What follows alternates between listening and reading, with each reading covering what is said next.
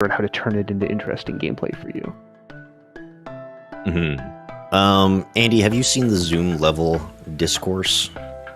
I was made aware. I haven't read it. It's been kind of a nutty couple of weeks for me, to be totally honest. No worries. I know that popped off a little bit in conversation somewhere. So I think we were playing around with some of the like default Zoom perspective on the RTS layer, and I know some people were maybe not as happy about it because it was a change from COH2, and I think we were just kind of like playing around with like what worked and what didn't, right? So I think correct. In the multiplayer pre-alpha that we did in December, it was a little bit further out than it was in the one that we did the previous July. So I think we're still fine-tuning that and still trying to find something that like captures what we did in COH1 and COH2 while also making the game accessible. So I don't know if you have any thoughts on that, Andy. I know it's not necessarily your area of expertise, but again, to Zany, to your point about it, it's something that we're talking about quite a bit, and we're trying to find that happy medium. It is something that's tunable as well. Like, and I think it's tunable in that we can make adjustments and we can try stuff. It does have knock-ons and implications for game performance because we all want the game to run at that buttery smooth, at least 60 FPS and up, right? Like that is what we want. And if we start destroying more of the battlefield, can we maintain performance? And there are knock-ons, but we are about letting you play the way you want to play and giving you tools and things that you want to make your experience better. But when you get your hands on it next, like tell us how you feel about where the camera is at, because it is an active discussion. It is ongoing. We are listening, and those are the kind of things that we can do something about and move relatively quickly on in the grand scheme of game development terms. I have personally never been fully satisfied with where the camera's been at, and so I'm happy we're still working on it. It's definitely not something that's set in stone. So please continue making polite noise at us, and we will try to do better. Yeah. Additional multiplayer modes, yes, that's stuff that we're investigating. Again, we don't really have any updates on that, but it is stuff that we're looking into. Can we mute people to prevent spam? Yes. Again, we're gonna have more modernized like chat and social systems in the game. Story stuff, Ghost. I think like in terms of like how the story is presented throughout the campaign, I think I'll let Phil, our narrative designer, speak to that. So I don't want to do Phil. Like I cannot do Phil's brain justice. Him and his team are doing very cool things. You should definitely have him on here.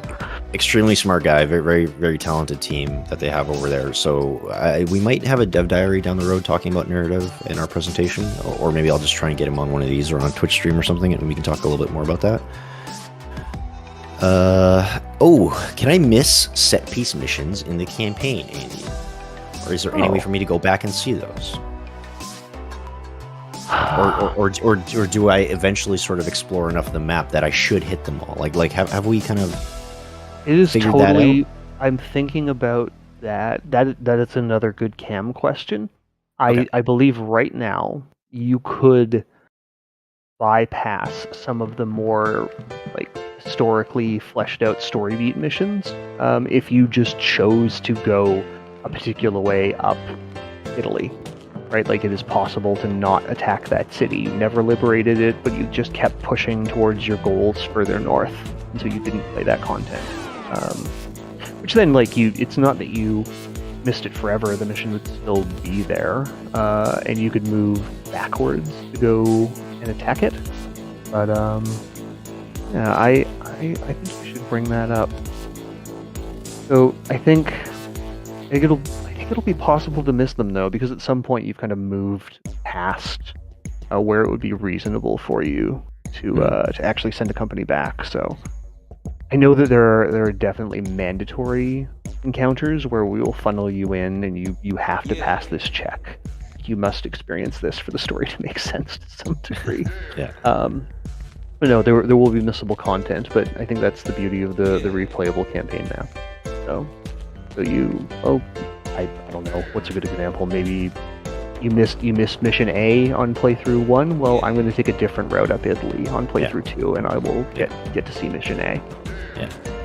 Have we had any contact with our fellow Sega friends at Creative Assembly about the campaign map? Oh yeah, absolutely. We've been talking to them quite a bit. That is and talking to. Yeah. Go ahead. No. Sorry, you can speak to this because you've actually been doing this. Yeah, they have a user research lab, which is a really fancy way of saying they have very smart people who get people to come in and play test games and help us evaluate the quality and whether or not things are working correctly. So we've been coordinating with them and getting feedback through them and their sort of resources to help us hone our version of the campaign map. It's been really exciting. They're really fun folks to work with. I'm excited to get. We're going to give them a build to play in the near future. I'm excited to get that to them and get more feedback and make the game better through that loop. Yeah, absolutely.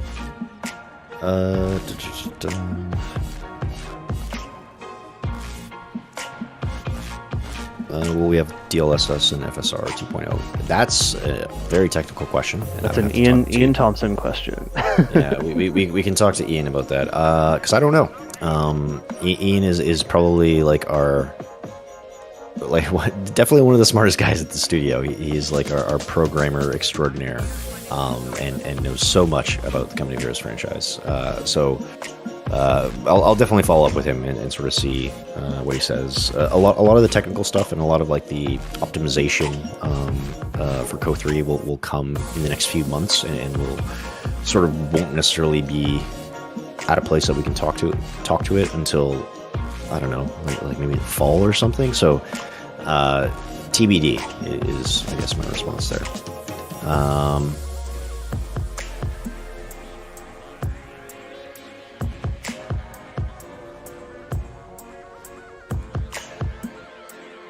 Yeah, the thing I mentioned this, so if you missed this earlier, I know there's a lot of questions around modding. So I mentioned earlier that modding is for COH2 is a very high priority for us right now, and I think that's all I can say there.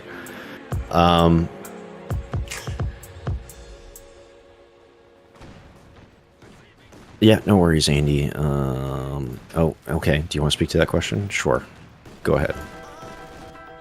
And do you have an ability you can present that's based on a historical story? So that I saw that question. I'm like, what is a good example of that one? Because like, I'm not wrong about like rocket strikes rule, but you know how many rocket strikes landed. In particular, I read a novel about the formation of the Devil's Brigade, and so what the SSF commandos can do in COH2 is representative of things that we felt were within the fantastical realm of them, in that they were an experimental group of soldiers. They were using new technology. They were trying new techniques, and that they military history, they hadn't really been something kind of like what they were set up to do and how they were formed and trained. So I don't want to speak to everything they can do, but there are components of them in particular. Like if you look at them, I think they're a good example of us like getting into the weeds of history and trying to understand what happened, how they did things then, and translate that to gameplay. Mm-hmm. Any core gameplay features that we wanted to address in COH2 that we saw as like an issue in previous titles, aside from building combat? Well, solution that I think that's a prime example. We noticed that the person who could garrison a building first often won an engagement, or it could cause problems in an engagement, which is one of the reasons why we wanted to introduce something like Breach, which is still being worked on. So how Breach worked in the multiplayer pre-alpha is probably not going to it's probably not how it's going to work at launch, because I think in the multiplayer pre-alpha, did you always wipe the squad, or you like always won the engagement? I can't remember exactly how it works. I think was in the very multiplayer pre-alpha, it's still being wiped the squad, So I think I don't know. Andy, is there anything else that like we saw as like, oh, this was a problem in COH1 or this was a problem in COH2, so we're trying to change certain systems to address those things? Another good Matt question. Yeah. That is another good Matt question for sure. I know that a lot of the new components are attempting to address things that people either on the team or in the community vocalize. Like this is what play patterns devolve into, and can we shake up this scenario that's a little stale more? Can we give you another tool or another component to think about when you're in an engagement? So I think one of the other big things that you've worked on that is a problem that we've seen with not just like not Company of Heroes, but like the genre more widely, is that RTSs are very hard to learn. Because they are real time, like it's in the name, RTS, right? So one of the things that we introduced here was tactical pause, and that was very much a feature for new players or players who don't have the highest APM. They're not like StarCraft pros or something like that, or people who just want to sort of play at their own pace. You can utilize tactical pause in the single player while you're learning those systems, while you're sort of coming to grips with the game, so that it's not like overwhelming you too much. Because I know you've been working on that system a lot, Andy. So like you covered it so well. Okay. Like that is what it is. Like it is there to ease the load of learning a really complex game, to let you play at your pace and absorb and plan. The intent, if people want to play with it all the time, if there's a single player crowd that wants tactical pause and stay there forever, that's cool. We hope that it empowers people to understand the mechanics and then eventually switch over to playing real time. Like I love tactical pause. I think the game's playing so well at real time though too. Hopefully we evolve people out of that. Yeah, exactly. Someone was asking about battle groups. So I don't think we have like final details on how those are going to necessarily work in terms of like how you earn them or how you unlock them.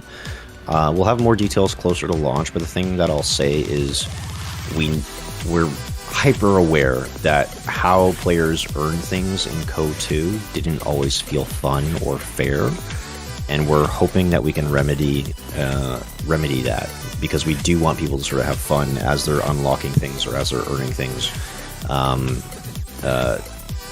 We want to ensure that, like, if you're getting any sort of future content, that it feels like it's worthwhile, and that it's sort of like worth the investment. So yeah, no solid answer on that now. I know that's probably disappointing, but what I'll say is we really know what the pain points were in COH2 with some systems like the commanders and with like the bulletins, and we're looking to remedy that. I guess I sort of a confusing answer, but I think that like we're trying to move in the right direction there. Yep, we heard the feedback pretty loud and clear, I think, from listening to the people who are stakeholders in the area. They understand where players are at. Yeah, absolutely. Future factions, anything and everything is on the table. Like, who knows? Like, year 2, year 3. Like, it's if people are still playing Company of Heroes 3, I'm sure we could do some cool stuff. So, nothing is off the table, I would say. Agreed. It comes down to the feedback from the players. Like, we're here to make the game you guys want to play. So if there's a strong push in a direction, we're all ears. Like let us hear it. Yeah, absolutely. Andy, I think we're going to do another giveaway here. We're probably due for a giveaway, aren't we? Yeah, I think we should do a giveaway. These kits are good stuff. Let's get them out. Yeah. So again, these are the Company of Heroes kits. So they got a lot of fun stuff in them, like our little USF Scout soldier. Another thing that I'll spoil here is you get a genuine officer's trench whistle in the kit, which was manufactured at the same plant that they manufactured the British officer whistles in England, using some of the same equipment, which is really rad. These kits are no joke. They're super cool. So let's do another giveaway here in a second. Andy, do you have a skill testing question? You can think about it for now. I've got a backup that's pretty easy, but you can think about it. In the meantime, just a couple of reminders, folks. We announced a giveaway today. We were giving away a copy of Endless Space 2 from Amplitude. So all you need to do for that is to head over to the forums, so community.companyofheroes.com, and then you just need to opt in to our newsletter, our Company of Heroes newsletter, so that you can stay in the loop on all of the news and announcements that we're going to be doing in the future. So you opt into that on your account, and you can link your Steam account, and then a copy of Endless Space 2 will be yours. We know there's a couple of technical issues there, and we're working through that, but hopefully you don't run into any issues. There's a FAQ up there and some troubleshooting tips as well, so you can find that on the community forums. Additionally, we're going to be doing a Twitch live stream tomorrow morning, and I'm going to be joined by two of our fantastic artists tomorrow morning, 10 a.m. Pacific time. So please don't miss that. I think that went up in the. Did I put that in announcements? I haven't put that in announcements yet, but it's in the Twitter feed. So you can find the details for that. So twitch.tv/Relic Entertainment. We're going to be talking to Christian and Amar, who are working on our models. And on our. That's a good pair. It's a good one, right? Pair. It's Christian going to be and Amar are awesome people. It's going to be a rowdy live stream. Christian is one of my favorite people, and Amar is fantastic, and they're so talented. So yeah, you're in for a guys. treat. So we're going to talk about like units and models, and we're going to talk about like weathering and damage effects. So it's going to be really, really cool. So don't miss that tomorrow, 10 a.m. Pacific. We'll also post the video on our YouTube after the fact. So Andy, do you have a skill testing question that we can ask the fine folks? I have a backup that I've got two, and I want you to tell me if we want to do relic history or relic technology. Oh, geez, let's do relic technology. Okay. Well, so the first 5 people to answer this correctly in the chat will get a kit. What is the name of the engine that Relic uses to make our games? Dang. Okay. Boom. Nailed it. Thank you, folks. So we're gonna turn slow mo back on there. So let me find our winners. Actually, you don't need to listen to me sort of find those folks. So I'm going to ping everyone who won a kit today. After I ping you, just send a private message to ModMail, or I'll ping you and I'll tell you details. But we'll get you those kits. We'll get those shipped out. Thanks so much, everyone, for hanging out today. This has been a blast. Andy, thanks so much for answering player questions. We'll definitely have to have you back. Yeah, this was a lot of fun. I'm always happy to talk to folks about stuff, and it's fun to just share about what we do, because what we do, if you don't, I've forgotten, because now I make video games and I know how they're made. It is such a difficult thing to understand how it goes from the outside, and I'd like to be a part of helping people get what it is we do and how we go about doing it. We're just a bunch of nerds who like fun stuff too. We wanna make you guys fun video games, so you enjoy. Exactly, absolutely. And again, like the thing that I've really realized in my short time working at Relic is that everyone has the players first and foremost in their minds. It's always like, is this fun for the players? Is this a good experience for the players? How can we make this better for players? And everyone on this team is working towards that goal to again make the best Company of Heroes game that we can. Just again, a huge thank you to everyone. If we didn't get to your question, please throw it in the Discord.